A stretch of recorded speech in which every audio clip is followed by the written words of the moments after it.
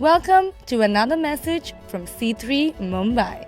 For more information about C3 Mumbai, please visit our website c3mumbai.com or visit our Facebook page. We're starting a new series called Chasing Carrots. The reason we've called this series Chasing Carrots is it's all about the things that the devil puts in front of us to make us follow. You know, that's what happens when you put a carrot on a stick in front of a rabbit. That rabbit is going to try and get that stick, and it's going to keep moving. And we're like this sometimes, you know, with the things that of life, and they're not often bad things. Nothing wrong with a carrot, right? Nothing wrong with a carrot. Nothing wrong with fame. Nothing wrong with money. There's nothing wrong with power. There's nothing wrong with a lot of these things. But a lot of these things, the enemy will use, and he'll turn them into the main things of our lives that we're chasing after. And he'll use them to get our eyes off God and onto other things. And once he's got our eyes off God, he's got us. He's got us. We're on his plans. We're in his grip. And a lot of people don't realize this about the enemy, the devil. He's not a cartoon figure. You know, when I say the devil, I don't know what if you think of, but in my childhood, when you say the devil, I imagined like a cartoon figure, like this guy with pointy, you know. Who knows that band AC/DC, right? AC/DC. You think of like that guy who used to play his guitar with the devil horns, and everyone's like, oh, it's so evil, you know. You know what I'm talking about. It's so evil because he's got devil horns. You know, but it's this cartoonization of the devil. The devil ain't a cartoon.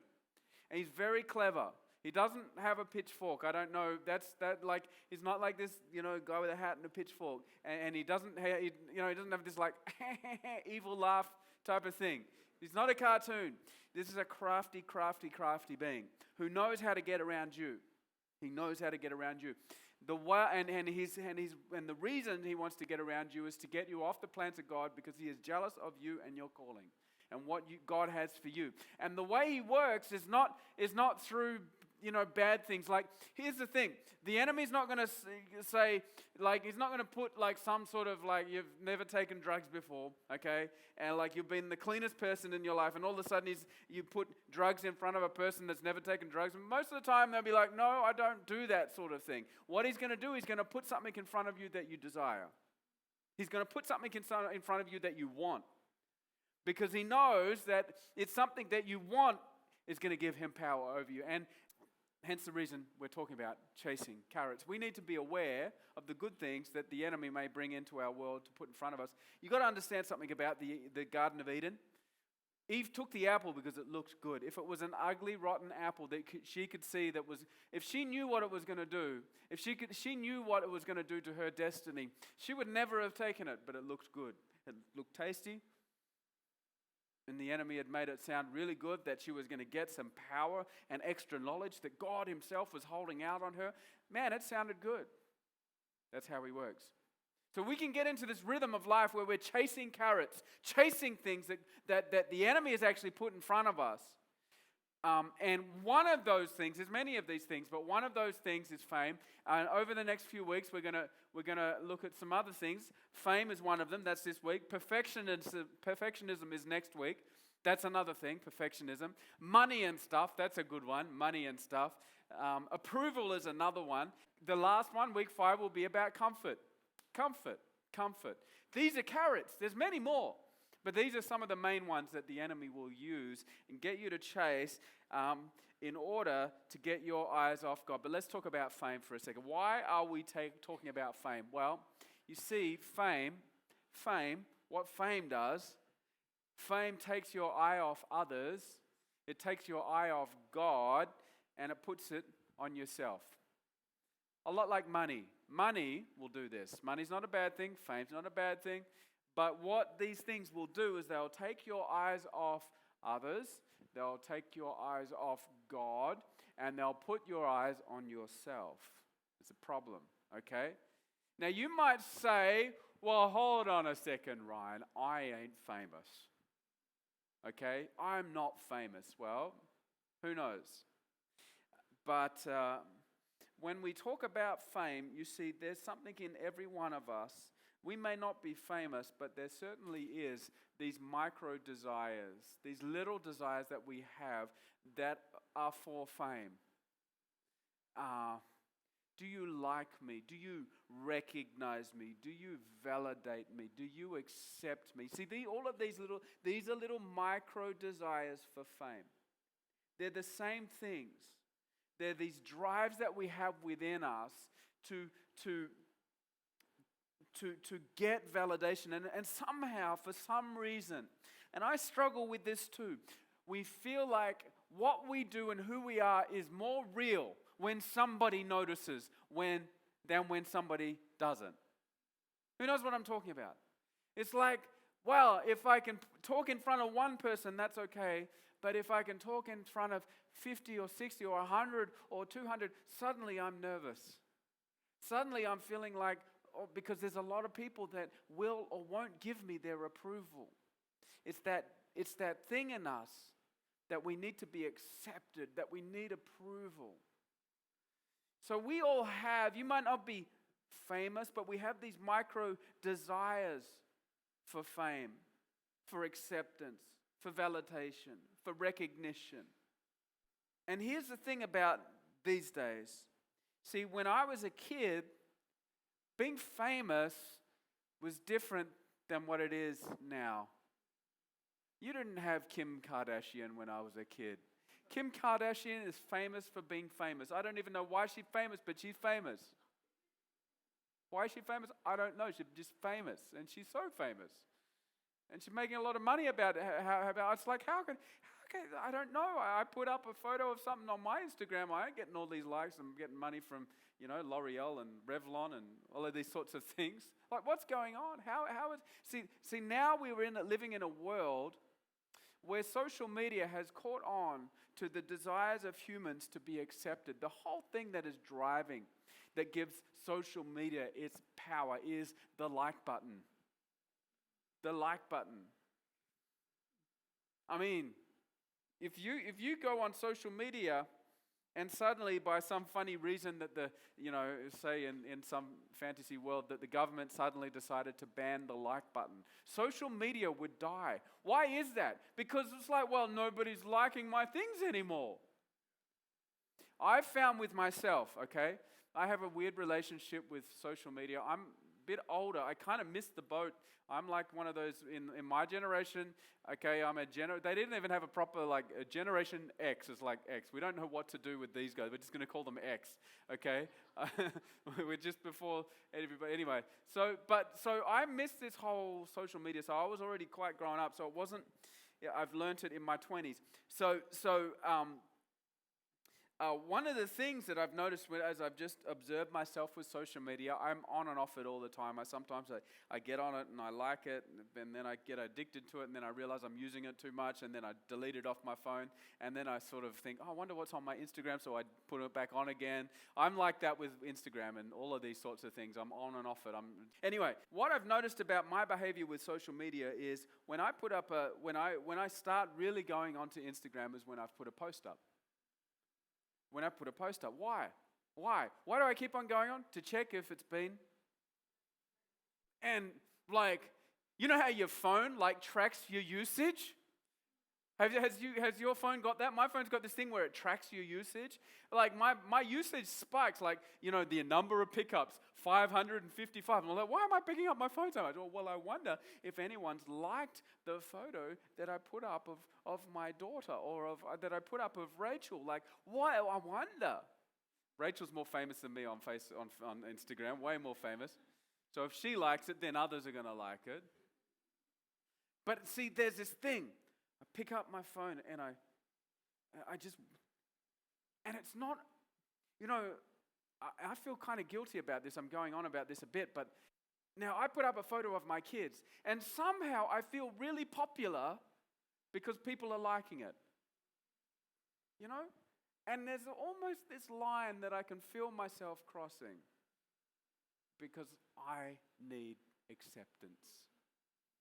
I want people to like me. And even though I know that it's not, apart from all of you guys who know me, you like it, it's all good. But then there's these other people that I don't know that kind of like it. And I'm taking that on as, I feel, I had 100 likes on that. Wow, I'm so special. High five myself, pat myself on the back. But there's also this feeling of emptiness on the inside. Because we can all fall into the trap of living for likes, but not knowing the love of the Father. And this is the thing. This is the carrot with fame. Where we begin to live for likes, but miss out on the love of the Father. Our eyes are constantly looking at the likes, and who likes me, who accepts me, who validates me, who's, and this is what fame does, is what I'm saying. It takes our eyes off God. It takes our eyes off each other, and it puts it straight onto ourselves, and we become this internal, where we're looking for approval all the time, and the enemy will get us into that position, because you know why? Because he wants to get you trapped. He wants to get you empty. He wants to get you off your calling. And this is one of the ways that he will. This is one of the ways that he will. We all have this, don't we? We all do. And psychologists will tell you, they'll tell you this, they'll say that the desire for fame has roots in some sort of image. Now, I'm not saying that's a bad thing, okay? It's okay if you desire to be famous. The fact is, before I say what I'm about to say, the fact is if you are the best at your game, if you're the best at you're the top of your game, you're the best in your industry, or you're up in that upper echelon, there's probably a good chance that you're going to become famous in one shape or form, okay? And I know that this church is a pretty influential church around the place, so we can sometimes have famous people walk in, but it's because they're just good at what they do. There's nothing wrong with being famous, but if there's this desire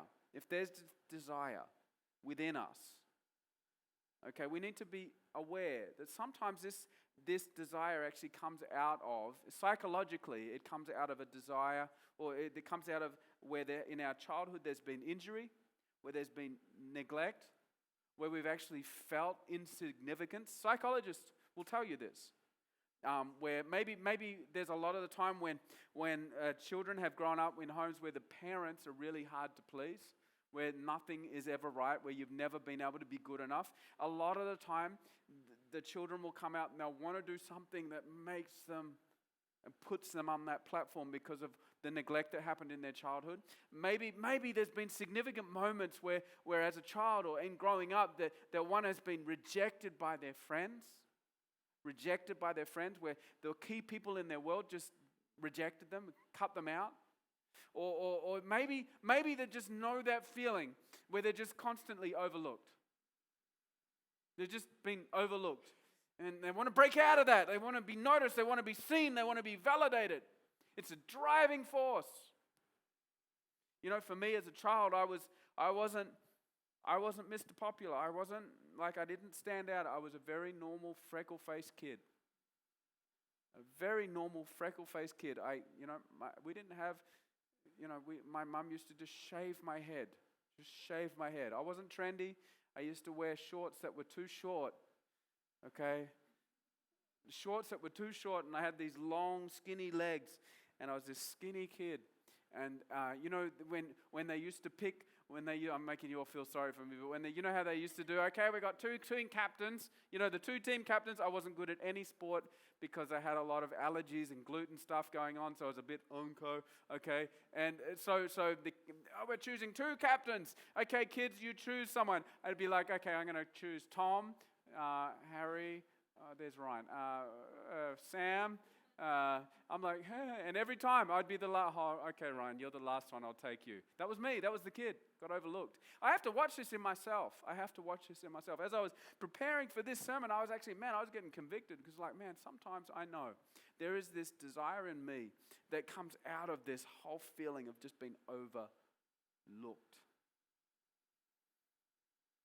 And the danger of it is, and I think this is for all of us, the danger is that those are the things the enemy will latch a hold of and put in front of you, and for one reason, the only reason, one reason, to take you off the plan of God for your life. But don't worry, it's all good. The Bible says something about this. There's some good news. Look at the person next to you, because it's getting a bit serious and quiet in here. You can say to them, it's all good. It's going to be okay. Let's see what the Bible says about this. Let's see how Jesus handled fame, because who knows, I don't know if you know this, but Jesus was pretty famous. Okay, John chapter 7. We're going to turn to John chapter 7. And we're going to read from verse 1 of John through to verse 9. After this, Jesus went around in Galilee. He did not want to go about in Judea because the Jewish leaders there were looking for a way to kill him. Not very nice. But when the Jewish festival of Tabernacles was near, I'll just explain to you what the Jewish festival of Tabernacles was. Well, I'm not going to really explain it, but it was the biggest festival. So they had 3 big festivals. This was the big one. This was when everybody from everywhere came into one place and celebrated for this festival. They were all there. If you were going to make yourself famous, if you could do something, this would be the time to stand on a street corner in the market and begin to do it. This was the time, okay? So Jesus' brothers said to him, "Leave Galilee and go to Judea, so that your disciples there may see the works you do." Now listen to this. Here's their advice to him. They're becoming his social media marketing agents. They say to him, "No one who wants to become a public figure acts in secret. Since you are doing these things, show yourself to the world." It's your time, Jesus. You should be more famous. You're not famous enough. And who knows, Jesus, if you get famous, then we might be able to, I'll be your manager. Okay, Jesus, and your other brother here, well, he can manage the funds. Don't get that other guy to manage them. Let's do the most important things, right? This is what these guys are doing. And then it says in verse 5, "For even his own brothers did not believe in him. Therefore, Jesus told them, 'My time has not yet come. For you, any time will do. The world cannot hate you, but it hates me because I testify that its works are evil.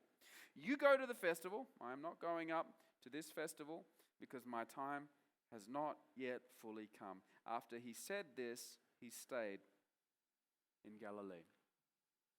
My time has not yet come. You know, the thing with this micro desire for fame, it's all about doing whatever you can to make your time come, to make your moment come. That's the question, right, that we have in our souls. It's like, God, when is my moment? I'm struggling over here. When is everybody going to see me? When is everybody going to see what I can do? How come I keep getting overlooked, right? But here's Jesus. He's saying, I'm not going up to Jerusalem, to Judea, because my time has not yet come. What was it that was driving Jesus? That even in moments where you would think Jesus, being able to do what he could do, would just go and do anything. And that's what he's saying to his brothers. Like, your brother, you guys, it doesn't matter what you do. You can do whatever you want. But for me, my time's not come yet. And he's pointing out the difference between one who follows God and one who doesn't. That's what he's doing. Because the one who follows God, like Jesus, see, God and Jesus are one. And you can see this thing with Jesus where he is constantly talking about how he is one with the Father and that he must be about his Father's business. Even when he was a child, even with his mother. When he was in the temple, his mother left him and she went home. She didn't realize he wasn't with them. And she went a few days. It's a good mother, Mary, right?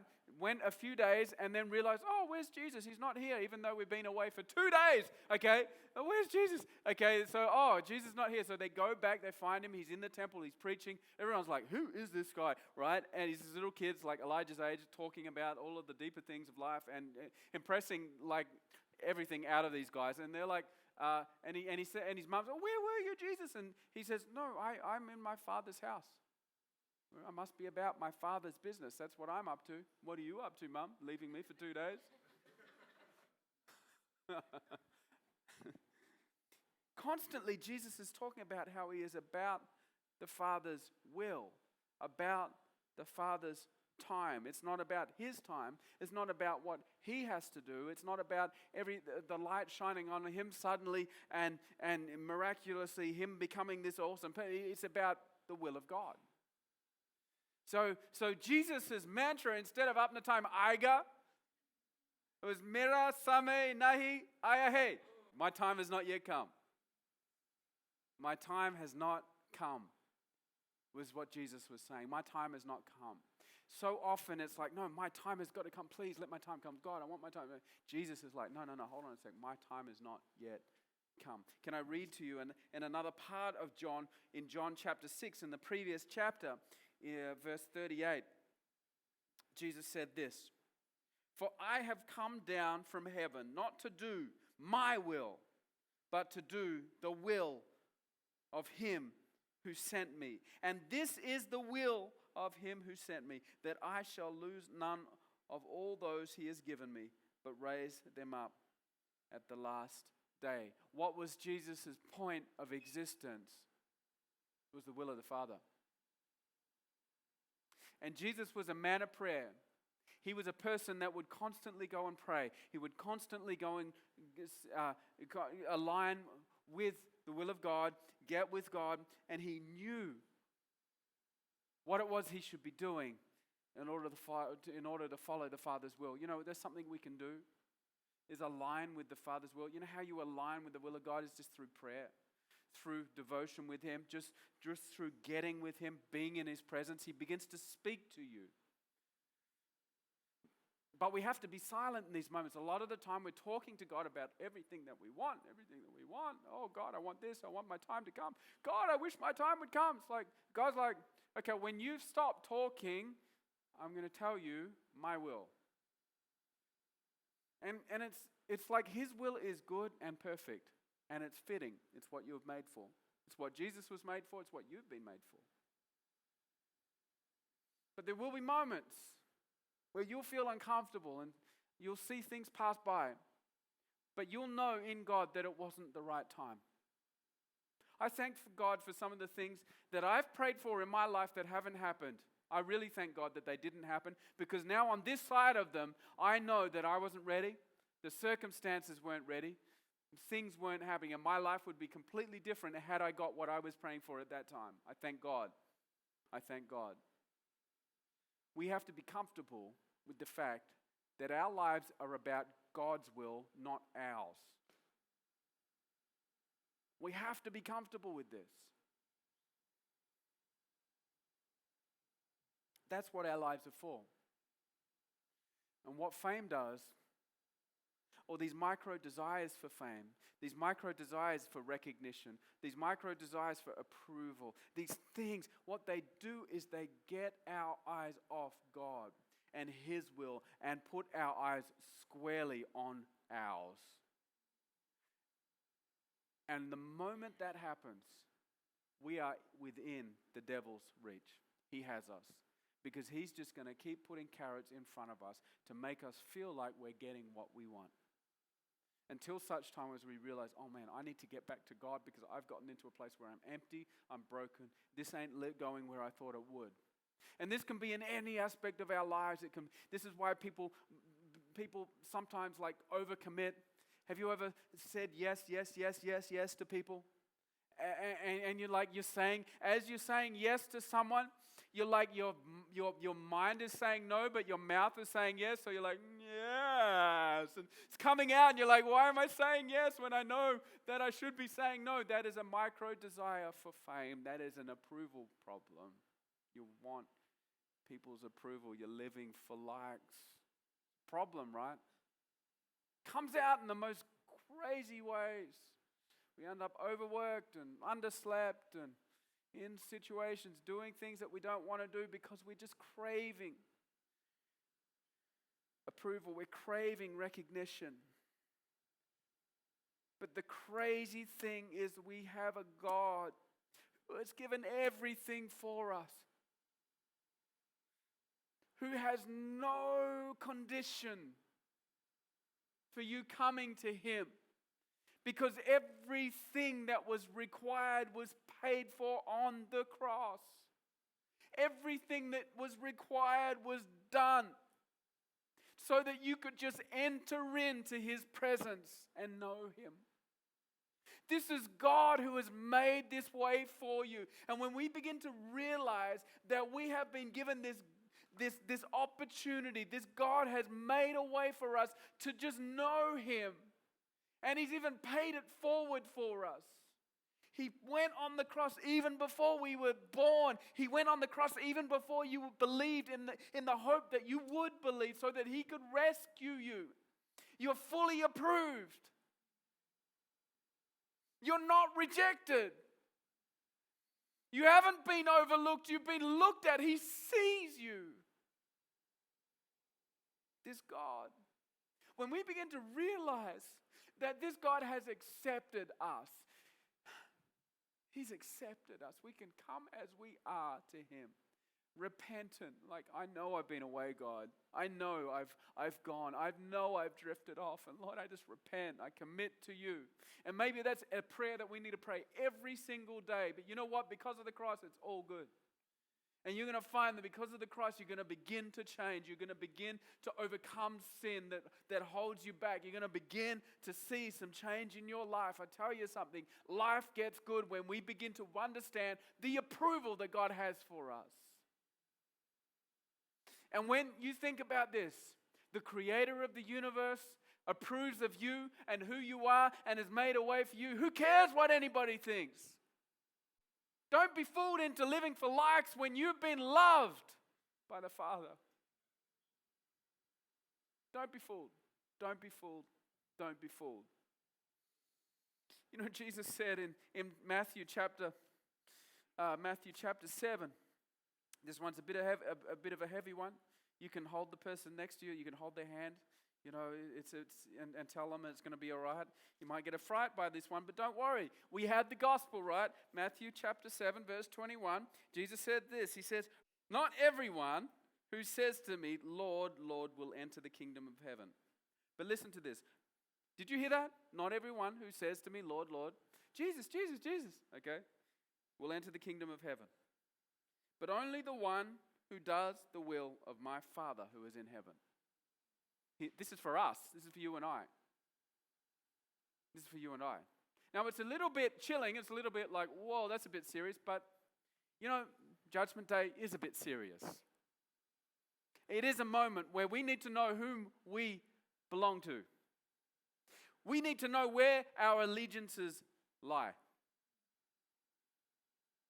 How do we know where our allegiances lie? Well, you'll know them by the choices you're making based on whose will you're following. And we have to be aware the enemy wants you to get you. He wants you to be thinking of you, not of him, not of others. And so we need to be very aware. We need to be very repentant constantly. The person who kind of got this, I mean, there's others in the Bible, but one of the best examples of a person who got this was John the Baptist. John the Baptist had an opportunity. Okay, if you don't know who John the Baptist is, well, he was the guy who announced the arrival of the Messiah. Now, who knows that is a good opportunity for fame? Like, you announce the arrival of the Messiah, the King of the world, who's going to change everything. You can leverage that. Like on the side, because of all of his likes and all of his fame, you can be like, well, I'm over here too. And while you're working for him, you can kind of get his kind of fame. That's what John the Baptist could have been doing. That's how it kind of works nowadays, right? That's how it sort of works. Okay? But here's what John the Baptist said in John chapter 3, verse 30. He must become greater. I must become less. That's what he said about Jesus. He must become greater. I must become less. This is what we need to do. This is how we can apply this into our lives. We need to remind ourselves. We need to say this to ourselves over and over and over again. When we fall into the trap of living for approval, he must become greater. I must become less. God, I got to get my eyes fixed on you. I got to get my eyes fixed on you. It's not about my will. It's not about everything I want. It's about everything that you have. It's about your plan, not my plan. He must become more. I must become less. He must become more. I must become less. More of you, God, less of me. More of you, God, less of me. And there's some questions that you can ask yourself that will tell you who's greater, you or God, in your world. Question one is this: who do you represent? Who do you represent? You know, when you post, who do you represent? You represent God? You know, my dad, when I was a teenager, I grew up in a really strict home, really, really strict legalist home.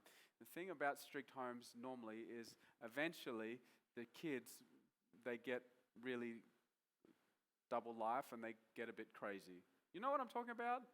It's like if you're over strict with your kids, you got to kind of be smart as a parent, right? Strictness isn't going to work. Like just being like, no, you can't do that. No, you can't do that. So that was my parents have they were just scared. And they've apologized. They're good parents. Like it's no bad, but they were too strict when I was growing up, and I ended up being this naughty kid. But one of the things that my dad used to say, because he knew I was probably up to no good and probably up to doing something that I shouldn't be doing, and he used to say, Ryan, just remember who you are. I'm like walking out the front door, you know, see you, Dad, peace, yeah, woo, I'm going. And I had a car at 17, 16, you know, and it's like, I'm out, I'm free, okay? So it's like, see you later, Dad, I'm out. And he's like, Ryan, yes, Dad, remember who you are. Remember your last name. Remember the family that you represent. Okay, Dad, peace. But it used to like annoy me because I knew that saying meant, Ryan, don't you go and do something stupid that would misrepresent who you are and who you belong to, the family that you're a part of. And we have to ask this question. You'll know whether or not you're living within your will or God's will by asking this question in your general life, in your workplace, in your interactions with people. And I'm convicted by this as much as you are. Who do you represent? Who do you represent? You represent yourself, or do you represent the family? What's your last name? Where is your name written? Where is your name written? Is your name written in heaven? Yes, it is. That means you're in. That means you're in the family.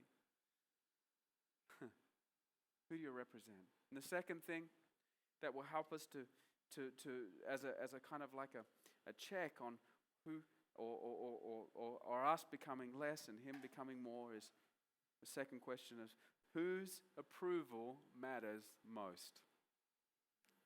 Whose approval matters most? This is a big one. I struggle with this too. Whose approval is it that you're actually looking for? Is it God's? If it's not, problem. There's a problem. If it's anybody but God's approval, it can even be really great people in your lives and you're living for their approval. Listen to me, it's a trap. It's a trap. The only one that can give you consistent, constant, never changing, faithful approval is God. No human can provide you with the approval that your heart needs. It's a trap. It's a carrot. The enemy wants you to be chasing approval on everything and everyone but God, because he knows that you will chase that carrot constantly because of the needs of your heart. The needs of your heart can only be met by God. And when we align with him, it's not about, I'm a bad person, I've been doing all of this wrong. No, it's not about that. It's about aligning with God and getting God's heart for you. And understanding he approves of you, not falling into the traps of this world. Who do you represent? Whose approval matters most? C3 Mumbai is a church in the heart of India's commercial capital, where a diverse group of people brought together to worship God and to pass on the hope of salvation by grace that we freely received. For more information about C3 Mumbai, please visit our website c3mumbai.com or visit our Facebook page. Follow us on Instagram or tweet us on our handle @C3 Mumbai. Hey, it's Ryan here. If you enjoyed this message and you live in Mumbai, we would love to meet you in person. Why don't you come along, 11:30 a.m., Studio 10 at Famous Studios in Mahalakshmi.